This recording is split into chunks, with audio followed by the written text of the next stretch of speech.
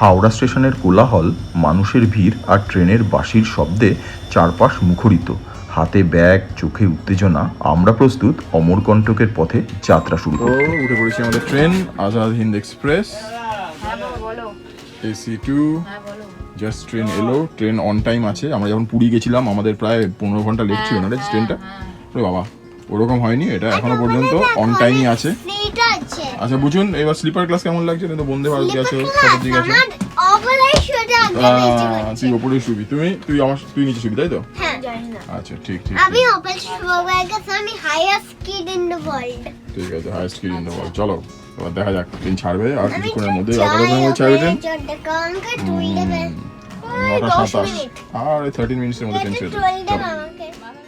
সকালে ঘুম থেকে উঠেই বসে পড়লাম জানলার পাশে, সেই যেমন ছোটবেলায় ট্রেনে করে কোথাও ঘুরতে গেলে বসতাম। বাইরে দেখা যাচ্ছে সবুজ মাঠ, ছোট ছোট গ্রাম। ট্রেন যাত্রা আমার খুব প্রিয়, কারণ জানলার বাইরে তাকালে প্রতিটি দৃশ্য যেন নতুন গল্প বলে। শহরের কোলাহল পেছনে ফেলে প্রকৃতির কোলে ডুবে যাওয়ার অনুভূতি অদ্ভুত শান্তি দেয়। ট্রেনের ছন্দে মনও ছুটে চলে, প্রতিটি মুহূর্তেই খুঁজে পাই মুক্তির স্বাদ। ব্যাস নেমে গেলাম চাপা স্টেশনে। ট্রেন প্রায় 2 ঘন্টার একটু বেশি হয়তো লেট আছে। তো আমরা চলে যাব, আমাদের জন্য গাড়ি ওয়েট করছে স্টেশনের বাইরে। এখান থেকে আমরা সোজা চলে যাব কোরবা হয়ে বালকো।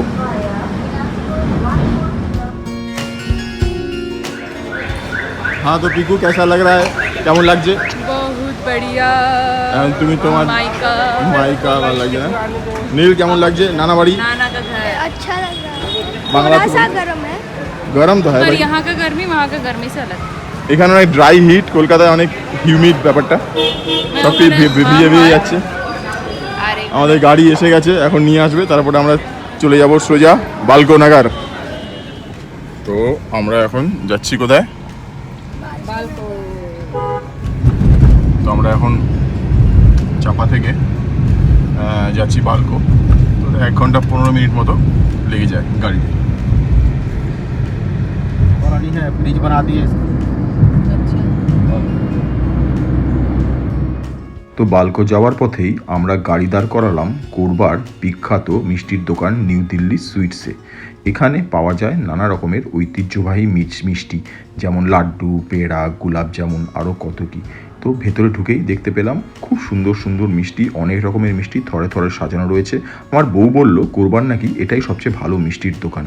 তো এখান থেকেই আমরা কিছু মিষ্টি কিনে নিয়ে যাব, তারপর এখান থেকে সোজা চলে যাব আমরা বালকোয়, আমার শ্বশুর বাড়িতে। যদি আপনারা লাড্ডু পছন্দ করেন তো এখানে আসতে পারেন, কারণ এখানে অনেক রকমের লাড্ডু পাওয়া যায়।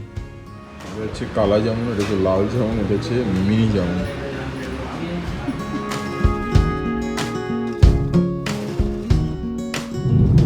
তো আমরা এখন যাচ্ছি বালকো থেকে মধ্যপ্রদেশ যাচ্ছি, অমরকন্টক। তো যাওয়ার পথে এখন আমরা জটগাঁও যে জঙ্গল আছে, সেই জটগাঁও জঙ্গলের মাঝখান দিয়ে এখন ড্রাইভ করে যেতে হচ্ছে। চারিদিকে খালি গাছ আর গাছ, টিকুট। আর এখানে আমি শুনলাম যে এখানে ওদের হাতিও আছে, ভাল্লুকও আছে বোধহয় জঙ্গলে। দেখা যাক আমরা কিছু দেখতে পারি নাকি। তো যাত্রা পথে আমরা দাঁড়িয়েছি একটু টি ব্রেকের জন্য। এখান থেকে চা পাকোড়া আর গরম গরম জিলাপি ভাজা হচ্ছে, সেগুলো কিনে নেওয়া হলো। এইবার আবার যাত্রা শুরু হবে। আরও 3 ঘন্টা আমাদের ড্রাইভ করে যেতে হবে অমরকন্টক।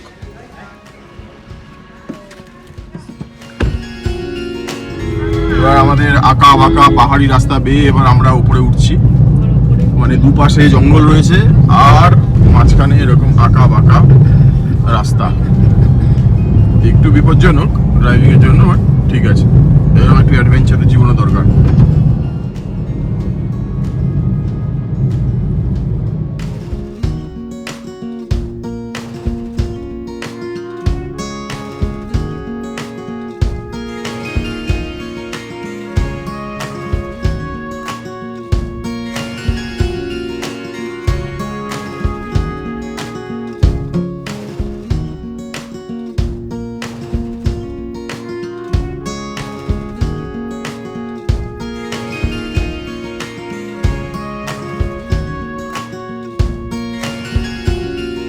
তো 4 ঘন্টা ড্রাইভের পর বালকনগর থেকে কোরবা হয়ে আমরা পৌঁছে গেছি অমরকণ্টক। তো অমরকণ্টকে আমরা প্রথম যে মন্দির দর্শন করব, এই সামনে রয়েছে সেই মন্দির, দুর্গা মাতার মন্দির। এর পাহাড়ি জায়গা, পাহাড় আছে এখানে, হচ্ছে দুর্গাধারা ওয়াটারফল রয়েছে এখানে, এটাই হচ্ছে দুর্গাধারা ওয়াটারফল। আর সামনে রয়েছে মায়ের মন্দির।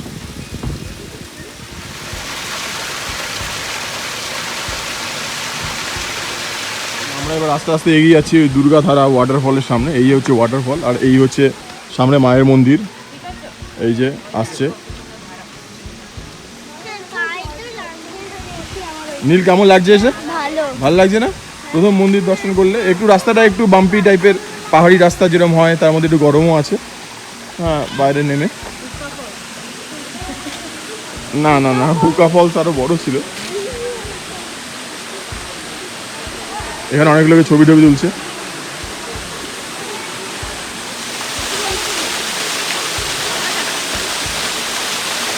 এই হচ্ছে দুর্গাধারা।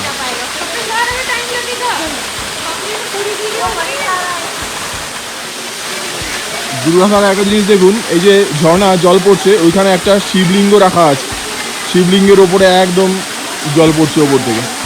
দারুণ দারুণ। এইখান থেকে এই সিঁড়ি আছে, এই সিঁড়ি দিয়ে ওপরে যাওয়া যায়, ওইখানেও আছে। কিন্তু আমার এই বাচ্চা রয়েছে সঙ্গে, আমরা একটা মানে খুবই লং ট্রিপ করে এসেছি, তো আমরা আর ওপরে উঠছি না, আমরা নিচ থেকেই দেখছি। তো এখন গরমকাল, এই জন্য দেখতে পাচ্ছেন এইখানটা একদম এরকম ড্রাই হয়ে শুকিয়ে রয়েছে। কিন্তু যখন বর্ষাকাল হবে, হ্যাঁ বর্ষাকাল যখন হবে, তখন মানে এই জায়গাটার মানে ভয়ঙ্কর রূপ আর কি। প্রচুর জল এখান থেকে নামছে, হু হু করে জল যাবে একদম। হ্যাঁ, এখন দেখে কিচ্ছু বোঝা যাচ্ছে না, কিন্তু বর্ষাকালে একদম ভাসিয়ে দিয়ে চলে যাবে। জলের প্রচণ্ড ফোর্স থাকে এইখানে। এইখানেই দুর্গা মাতার মন্দিরের মধ্যে শিবলিঙ্গ রয়েছে, শিব মন্দির। চলে এসেছি আমরা সেখানে। মাতা রানীর মন্দিরে এসে প্রথমেই আমরা দেখতে পাচ্ছি এই যে ভৈরবজি রয়েছেন এখানে, আর এখানে হনুমানজি রয়েছেন। এই যে মায়ের মূর্তি রয়েছে এখানে,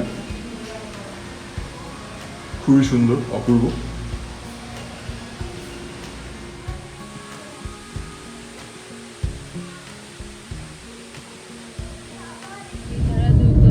আমরা এখন যাচ্ছি কপিলধারা, দুধধারা, জলেশ্বর, এইসব জায়গা দর্শন করতে। কেমন লাগছে পিকু, কেমন লাগছে? আমাদের ঠিক পেছনে খুব সুন্দর মানে পাহাড় রয়েছে, ভ্যালি রয়েছে, ওপর থেকে খুব সুন্দর জিনিস দেখা যাবে একদম।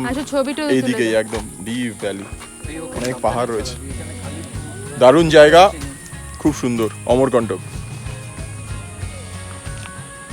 তো গাড়ি করে যেতে যেতেই এই জায়গাটা আমরা দেখলাম, খুব সুন্দর লাগলো। তো আমরা একটু দাঁড়িয়ে একটু হল্ট নিয়ে এখানে একটু ছবি টবি তুলে চলে যাচ্ছি। দারুণ জায়গা, অনেক ওপর থেকে দেখতে দারুণ লাগছে। দূরে পাহাড় আছে, জঙ্গল আছে, অ্যানিমেলসও আছে নিশ্চয়ই। তো আমরা ওই দুর্গা মন্দির থেকে একটু ড্রাইভ করেই প্রায় ওই 1 to 2 কিলোমিটার্সের মধ্যে এই জায়গাটা পড়লো। এরপর আমরা আরও এগোবো, আরও অনেক মন্দির দেখবো, আরও অনেক জায়গায় যাব। তো আপনারা দেখতে থাকুন। এই যে রাস্তা একটু ন্যারো আছে এখানটা, তাও একটু চওড়া, কিন্তু আমরা ওদিকটা দিয়ে যখন আসছিলাম তখন প্রচণ্ড ন্যারো ছিল, মানে একটাই লেন ছিল আর কি। তো আমরা এখন চলে এসেছি কপিলধারা আশ্রমে, কপিলধারা। তো এবার আমরা ভেতরে ঢুকবো, এইখানে কপিলধারা দর্শন করব, দেখব, তারপরে এখানেই আমরা লাঞ্চ করব, তারপরে আমরা আবার বেরিয়ে যাব অন্য জায়গাগুলোকে দর্শন করতে। এই যে এটা কপিলধারার গেট। অনেক লোক আছে এখানে, এখানে পার্কিংয়ের জন্য ওরা 50 টাকা নেয়। প্রচুর লোক এসছে, অনেক ভিড়, পার্কিং পুরো প্রায় ভর্তি। এখান থেকে অনেকটাই হাঁটা আছে, হেঁটে আমাদেরকে যেতে হবে আর কি। বাইরে গরম তো আছেই, তবে হাঁটা যাবে আশা করি। যাওয়ার রাস্তার দিকে কিছু জারিবুটির দোকান আছে আয়ুর্বেদের। এখানে আয়ুর্বেদিক জারিবুটি খুবই ফেমাস, ব্যথার জন্য না। এখানে আরও নানা রকমের দোকান টোকান রয়েছে সাইডে, যেরকম থাকে আর কি। এখানে কিছু খাওয়ার হোটেলও আছে, সেখানে আমরা পরে খেয়ে নেব। ছোট ছোট আমও পাওয়া যাচ্ছে এখানে, দেশি আম।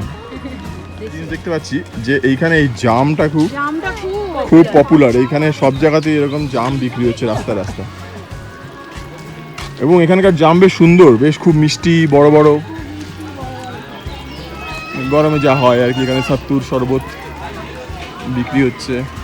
এখানে খাটিয়াও আছে। আমি জানি না এই খাটিয়াগুলো ভাড়া নিতে হয় নাকি এমনি গিয়ে শুয়ে পড়া যায়। গন্নে কা জুস, মানে আখের রস। গেট থেকে, মেইন গেট থেকে অনেকটাই হেঁটে যাওয়া আর কি। এই দেখুন আবার কালো জাম সব জায়গায়।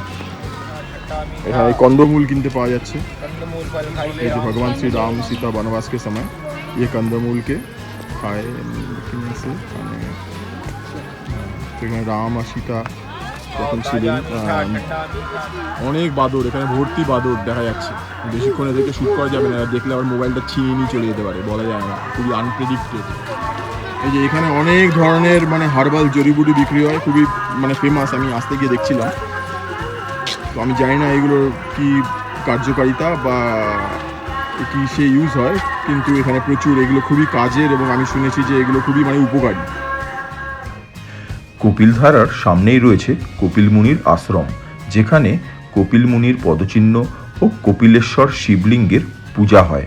স্থানীয় বিশ্বাস অনুযায়ী কপিল মুনি এখানেই দিব্যজ্ঞান লাভ করেছিলেন। নর্মদা নদী হিন্দু ধর্মে অন্যতম পবিত্র নদী, তাই কপিলধারা তীর্থযাত্রীদের জন্য এক বিশেষ আকর্ষণ। কপিল মুনি এখানে বহু বছর তপস্যা করেছিলেন। প্রাচীন শাস্ত্র অনুযায়ী তিনি এখানেই সাংখ্য দর্শন রচনা করেছিলেন। এই যে এটা কপিলধারা আমরা দেখতে পাচ্ছি এখন। এখানে নিচে নেমে আমাদের এখানে যাওয়া যায়, গিয়ে অনেক লোকে যেমন স্নান করছে করা যায়, কিন্তু আমরা যদি ছোটো বাচ্চা নিয়ে এসেছি আর খুবই গরমও আছে, তো আমরা এই মুহূর্তে আর নিচে নামছি না, আমরা ওপর থেকেই দেখে চলে যাচ্ছি। কারণ আমাদের আরও কিছু স্পট মানে জায়গা কভার করতে হবে, আর আমাদের এবার লাঞ্চও করতে হবে, তো আমাদের হাতে অতটা সময় নেই। কারণ আমাদের আবার প্রায় 4-4.5 ঘন্টা ড্রাইভ করে বালকো যেতে হবে আর কি। খুবই সুন্দর, অনেক উঁচু, লম্বা। এই যে জল পড়ছে, এটাই কপিলধারা তো বিকু? এটা কপিলধারা, দুগ্ধধারাও আছে। দুধধারা এই সামনেই আছে, কাছাকাছি আছে। ये जो आगे जो है यहाँ पर जो सामने जो है ये चरण पादुका है। कपिल ऋषि मुनि ने अपने तपस्या से पैर का जब पत्थर पर जब निशान जब लगा तभी से कल ये जो है धार शुरू है, कपिल धारा। तो वो जो ये जो धारा है यही कपिलधारा है। हाँ, और दूध धारा कहाँ पे है? दूध धारा इनके नीचे जो है जा करके है। उसके नीचे। इसमें कामधेनु गाय ने दूध का बहाव किया था ना, अच्छा। इस कारण से इसको दूध धारा कहते हैं। ये नर्मदा कुंड से जल आया हुआ है, कपिल ऋषि ने अपने तपस्या से इस जल को लाया हुआ है यहाँ पर, ऐसा है। और ये है कपिल मुनि यहाँ पे ही तपस्या किए थे। हाँ हाँ, अखंड धुना है ये, धुना है कपिल ऋषि अखंड मुनि का। धुना। और सामने भी कपिल ऋषि मुनि की मूर्ति है। एक कपिल ऋषि मुनि दुर्गा देवी की पूजा करता था, दुर्गा देवी की मूर्ति है। দুর্গা মন্দির, কপিল মুনি এখানে তপস্যা করতেন। কপিল মুনির মূর্তি আছে এখানে, কিন্তু এখন এখানে কাজ হচ্ছে, রিনোভেশনের কাজ হচ্ছে, তো একটু বন্ধ করে রেখেছে এরা। এই ভিতরে দেখা যাচ্ছে কাজ হচ্ছে।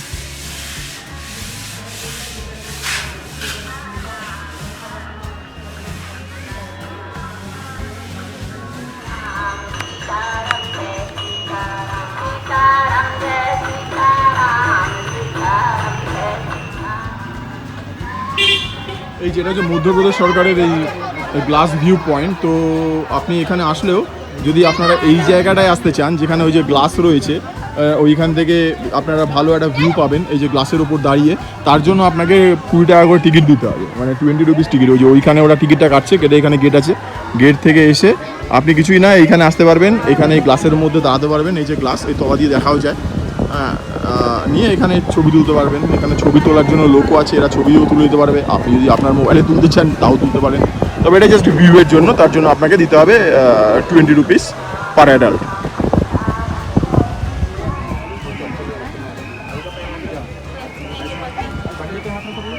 এখানে পুরো কাঁচ রয়েছে, কাঁচের ওপর থেকে আমরা দেখতে পাচ্ছি নিচে। নীল একটু ভয় পাচ্ছে এই কাঁচ দেখে। ওই দেখ ধারা, দেখ ওয়াটারফল, দেখ।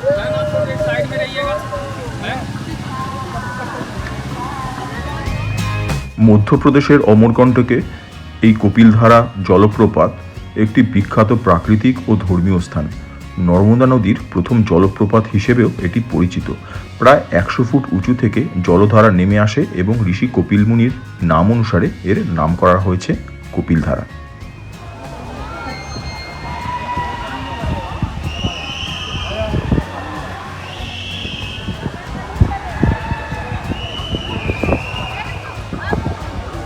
নিচে অনেক লোক আছে, তারা সব স্নান টান করছে আর কি, বসে ওইখানে প্রচুর লোক আছে, চিৎকার চেঁচামেচি করছে। এইখান থেকেই চলে যাচ্ছে নর্মদা নদী বয়ে, এবং সামনে ওখান থেকে গিয়ে দুধধারাও দেখা যায়। কিন্তু যেহেতু আমরা বাচ্চা টাচ্চা নিয়ে এসেছি, আমরা আর ওই হেঁটে যাচ্ছি না দুধধারা দেখতে। ওখান থেকে সিঁড়ি আছে, ওই নিচে নেমে দুধধারা দেখতে যাওয়া যেতে পারে ওইদিকে, কিন্তু আমরা আর যাচ্ছি না, আমরা এখান থেকেই দেখছি। কপিলধারার আশ্রমের এই ঠিক বাইরেই আমরা এই একটা রেস্টুরেন্ট পেলাম, তো এখানে আমরা হালকার উপরে কিছু একটা লাঞ্চ সেরে নিচ্ছি, তারপরে আবার আমরা বেরিয়ে যাব অন্য জিনিসগুলো দেখতে। এই রেস্টুরেন্টের ভেতর বসে বসেই একটি খুব মজার জিনিস দেখলাম। একজন ভদ্রমহিলা এক ব্যাগ আম কিনে নিয়ে যাচ্ছিলেন, আর সেই সময় এই বাঁদরটি কোথা থেকে নেমে এসে তার আমের ব্যাগ হাত থেকে ছিনিয়ে নিয়ে আমগুলো কেড়ে নিয়ে রাস্তায় ফেলে দিয়ে, মানে সে এক রই রই কাণ্ড।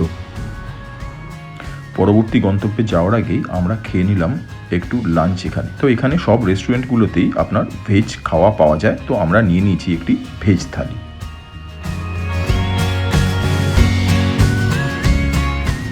এবার আমরা চলে এসেছি মা নর্মদার অরিজিন পয়েন্টে বা মা নর্মদা উদ্গম স্থল অমরকান্টকে।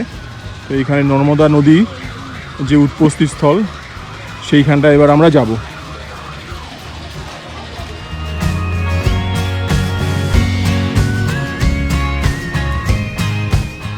অনেক দোকান আছে এখান থেকে, যদি কেউ পুজো দিতে চায় তো পুজোর ডালা বা সব কিছু এখান থেকেই কিনে নিতে পারে। এখানে নারকেল সব জায়গায় রয়েছে।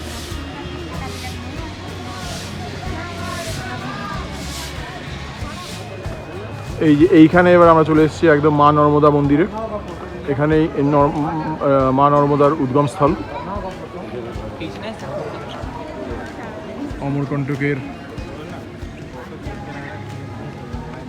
খুবই বিখ্যাত দর্শনীয় স্থান এবং মন্দির। এখানে একজন হাতি আছে, এই হাতির পায়ের ফাট দিয়ে যে গলে যেতে পারবে তার মানে হচ্ছে সে কোনো পাপ করেনি, কিন্তু যদি কেউ গলে যেতে না পারে তার মানে হচ্ছে সে কিছু পাপ ঠাপ করেছে জীবনে। ওই যে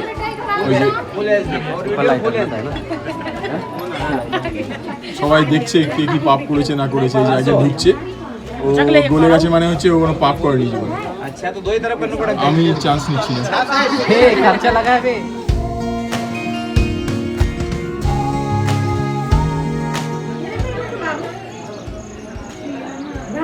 এখানে প্রচুর বাঁদর আছে, তো আপনারা যদি এই মন্দির দর্শন করতে আসেন তাহলে বাঁদরদের থেকে আপনাদের একটু সাবধানে থাকতে হবে। স্পেশালি যদি ছোটো বাচ্চা ছাত্র থাকে একটু সাবধানে রাখবেন আর কি। বাঁদররা আসতে পারে, আপনার থেকে জিনিসপত্র ছিনিয়ে নিতে পারে, তো একটু সাবধানে থাকাই ভালো আর কি।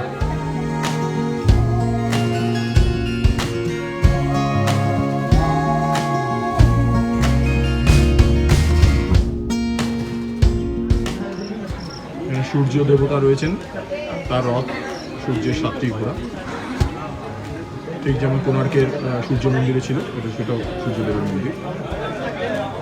এই যে এখানে সূর্যদেবের মন্দির রয়েছে, সূর্যদেবের মন্দিরের ঠিক সামনেই এই যে সূর্যদেবের রথ।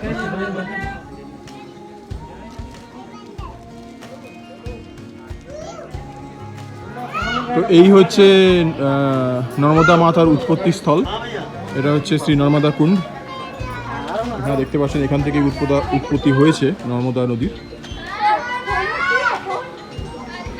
আর নর্মদা নদী হচ্ছে one of the holiest rivers in India. এই হচ্ছে সেই নর্মদা কুণ্ড, আর এর চারপাশেই হচ্ছে নর্মদা মন্দির।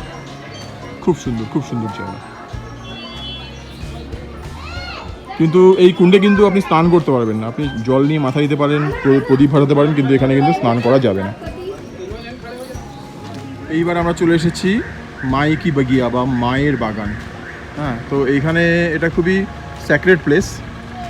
এখানে মনে করা হয় কি মা নর্মদা তার ছোটোবেলায় এই বাগানে খেলা করতেন, এখান থেকে ফুল তুলতেন পুজোর জন্য। মা নর্মদার একজন খুব ভালো বন্ধুও ছিল এখানে, আমার এই মুহূর্তে নামটা মনে পড়ছে না। তো মা কি বাগিয়া অনেকে মনে করেন হয়তো মা কি বাগিয়ার এখানেই বোধহয় একটা কুণ্ড আছে, যেখান থেকে আসল কথা নর্মদা নদীর উৎপত্তি স্থল। তো আমরা চলে এসেছি দেখতে, খুব সুন্দর জায়গা, ছোট জায়গা, খুবই পিসফুল।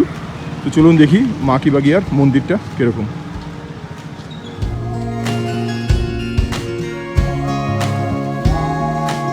মনে করা হয় কি মা নর্মদার এইখানে উনি ছোটোবেলায় খেলা করতেন, এই বাগানেই ঘুরে বেড়াতেন এবং এখান থেকে পুজোর ফুল তুলতেন, পুজো করতেন।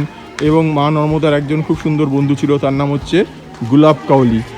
হ্যাঁ, তো এই সব কিছুই জড়িয়ে রয়েছে সব এই মন্দিরের সঙ্গে। তো খুবই সুন্দর মন্দির, ছোট, পিসফুল, প্রচুর বাঁদর এখানেও আছে। সব জায়গাতেই যেখানে যাচ্ছি বাঁদরের ছড়াছড়ি। আপনার হাতে যদি কোনো প্রসাদ বা কিছু থাকে ওরা কিন্তু এটা ছিনিয়ে নিয়ে আপনার থেকে নিয়ে নেবে, তো খুব সাবধান আর কি। নীল কেমন লাগছে? তবে এখানে ব্যাপারটা হচ্ছে গরমের সময় তো এখানে সব মন্দিরে ঢুকতে গিয়ে আমাদের চটি খুলতে হচ্ছে, আর চটি খুললে মাটিটা একদম প্রচণ্ড গরম আর কি। এখানে মাইকি বাগিয়ার যে কথাটা সেখানে এখানে লেখা রয়েছে, এর আধ্যাত্মিক কি সিগনিফিকেন্স সব জায়গাটা এখানে লেখা রয়েছে। আচ্ছা ঠিক আছে।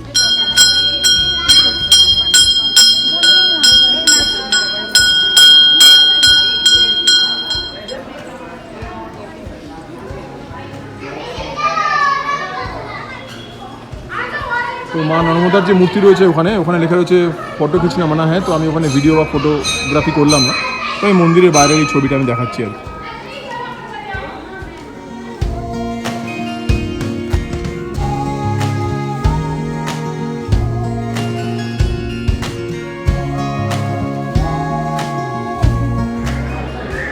এইখানে যে কুণ্ড রয়েছে জলের নিচে ডোবা অবস্থায় শিবলিঙ্গ রয়েছে আর কি এখানে, আর এখানেও শিবলিঙ্গ রয়েছে।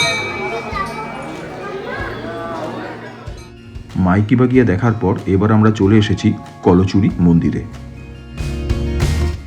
কলচুরি মন্দিরসমূহ মধ্যপ্রদেশের অমরকণ্টকে অবস্থিত এক ঐতিহাসিক স্থাপত্য নিদর্শন। এগুলো 11শো শতকে কলচুরি রাজবংশের শাসনকালে নির্মিত হয়েছিল। মন্দিরগুলো মূলত শিব ও অন্যান্য হিন্দু দেবতাদের উদ্দেশ্যে উৎসর্গীকৃত। এই মন্দির নির্মাণে প্রধানত বেলে পাথরই ব্যবহার করা হয়েছে এবং এর নির্মাণ শৈলী হচ্ছে উত্তর ভারতীয় নাগর শৈলী, যেখানে মানে উঁচু শিখর ও সূক্ষ্ম খোদাই দেখা যায়। মন্দিরের দেওয়ালে দেবদেবীর মূর্তি, পৌরাণিক কাহিনীর দৃশ্য ও সূক্ষ্ম অলঙ্করণ খোদাই করা আছে।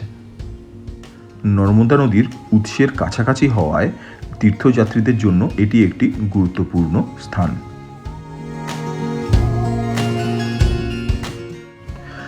আদি শঙ্করাচার্য 8ম শতকে অমরকণ্টকে এসেছিলেন এবং এখানে নর্মদা নদীর উৎসকে চিহ্নিত করতে সূর্যকুণ্ড নির্মাণ করেছিলেন।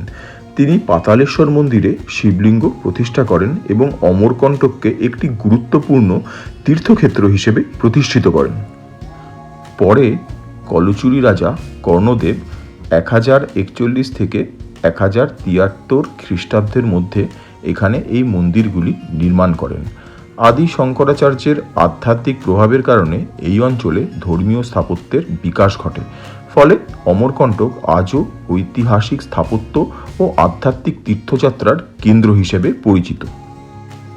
দর্শনার্থীরা এখানে এসে শুধু কলচুরি মন্দিরের স্থাপত্যই নয়, বরং আদি শঙ্করাচার্যের আধ্যাত্মিক উত্তরাধিকারও অনুভব করেন। নর্মদা উদ্গম মন্দির, সূর্যকুণ্ড ও পাতালেশ্বর মন্দির আদি শঙ্করাচার্যের অবদানের প্রতীক। এই জন্য এই স্থানকে বলা হয় তীর্থরাজ বা তীর্থক্ষেত্রের রাজা। ঠিক আমাদের সামনে যে মন্দির রয়েছে এই মন্দিরের নাম হচ্ছে জুহিলা মন্দির বা জুহিলা টেম্পল। তো এটা নাম রাখা হয়েছে যে জহিলা রিভার আছে তার উপরেই আর কি। এই যে কুণ্ড দেখা যাচ্ছে এটা হচ্ছে সূর্যকুণ্ড। আদি শঙ্করাচার্য এটি বানিয়েছিলেন আমার মনে হয় 8th সেঞ্চুরি এডি সেই সময়। আর পরে 11th সেঞ্চুরিতে যে কলচুরি বংশের রাজা, ওনার নাম হচ্ছে কর্ণদেব, উনি এটা আবার রিবিল্ড করেন, সব কিছু নতুন করে তৈরি করেন আর কি, বাঁধিয়ে ঠাদিয়ে সব কিছু। তো একদম মানে ঐতিহাসিক জায়গা।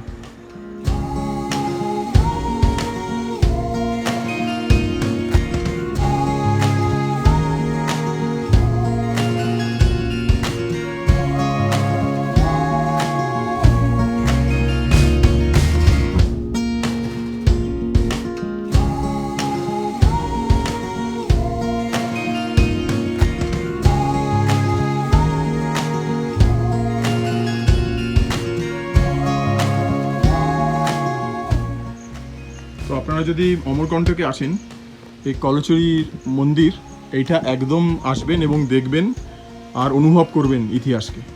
এ এক মানে অনন্য সৃষ্টি, অনবদ্য জিনিস। সবাই আসবেন এবং অবশ্যই দেখবেন। তো এখানে আসার যে টিকিট, সেই টিকিট হচ্ছে অ্যাডাল্টদের জন্য 20 টাকা করে পার হেড। আপনি যে মন্দির দেখছেন পাঁচটি মাথা, তার নাম হচ্ছে পঞ্চমাথা টেম্পল। সামনে যে মন্দির রয়েছে এটা হচ্ছে Vishnu temple, also known as Keshav Narayan temple. তো এই অনেক পুরনো মন্দির, এটা ওই 11th to 12th century C, ওই সময় হয়তো এই মন্দির বানানো হয়েছিল কলচুরিদের আমলে।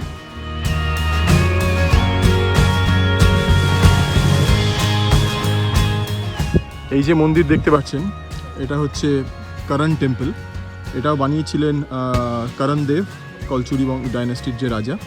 তো এখানে দেখতে পাচ্ছেন যে একই জায়গার মধ্যে না মন্দির যে রয়েছে না, 3টে গর্ভগৃহ রয়েছে। তো এটা খুবই রেয়ার, এরকম একই জায়গার মধ্যে 3টে মন্দির, এরকম 3টে গর্ভগৃহ। তো এটা খুবই রেয়ার, সেটাই সামনে দেখা যাচ্ছে। তো এরপরে এটাও প্ল্যান করা হয়েছিল কি এর সামনে একটা মণ্ডপও তৈরি করা হবে। এই 3টে টেম্পল যে আছে মন্দিরের সামনে একটা মণ্ডপ থাকে না, নাট মন্দির বা মণ্ডপ থাকে, কিন্তু মানে কোনো একটা আননোন রিজনে সেটা আর পরবর্তীকালে কমপ্লিট হয়নি। আমরা জানি না কেন, বাট সেটা কমপ্লিট হয়নি। তো এইখানে সেটা দেখতে পাচ্ছেন অভূতপূর্ব স্থাপত্য, শিল্পকলা, মানে না দেখলে বিশ্বাস করা যায় না। তো আপনারা, আমি আবারও বলছি, আপনারা যদি মধ্যপ্রদেশের অমরকণ্টকে আসেন তো এই জায়গাটা দেখবেন। মানে নর্মদা নদীর উদ্গমস্থল যেখানে আছে ঠিক তার অপোজিটেই এখানে এসে এই জায়গাগুলো দর্শন করে যাবেন। দারুণ জায়গা।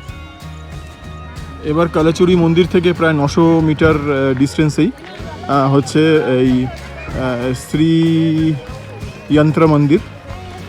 তো এইখানে দেখা যাচ্ছে শ্রীযন্ত্র মন্দির, খুবই সুন্দর, অদ্ভুত সুন্দর মন্দির। তো আপনারা আসলে অবশ্যই এই মন্দিরে দর্শন করে যাবেন। শ্রীযন্ত্র মন্দির অমরকণ্টকের অন্যতম আধ্যাত্মিক কেন্দ্র। এটি একটি অনন্য স্থাপত্য যা শ্রীযন্ত্র জ্যামিতিক রূপকে কেন্দ্র করে নির্মিত হয়েছে।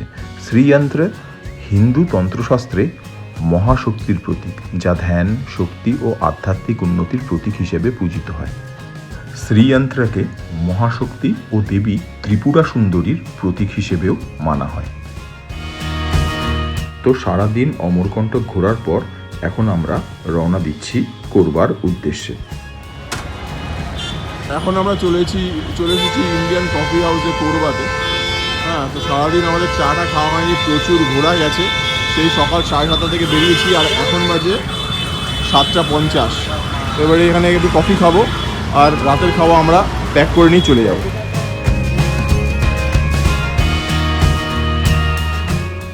আমাদের অমরকণ্টক ভ্রমণ এখানে শেষ হলো। প্রকৃতির কোলে, নর্মদার উৎসে, কলচুরি মন্দিরের ইতিহাসে আর আদি শঙ্করাচার্যের আধ্যাত্মিক উপস্থিতিতে আমরা এক অনন্য অভিজ্ঞতা লাভ করলাম। এই যাত্রা শুধু ভ্রমণ নয়, ছিল এক আধ্যাত্মিক ও সাংস্কৃতিক আবিষ্কার। অমরকণ্টক সত্যিই তীর্থরাজ, তীর্থক্ষেত্রের রাজা।